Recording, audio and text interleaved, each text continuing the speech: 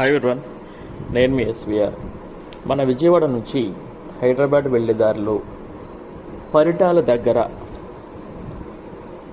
Outer ring రోడ్డుకి చాలా తక్కువ దూరంలో, అలాగే హైవేకి కేవలం 100 మీటర్ల డిస్టెన్స్లో సిఆర్డిఏ విత్ రేరా అప్రూవ్డ్ కలిగిన ప్రాజెక్ట్లో ఉన్నామండి.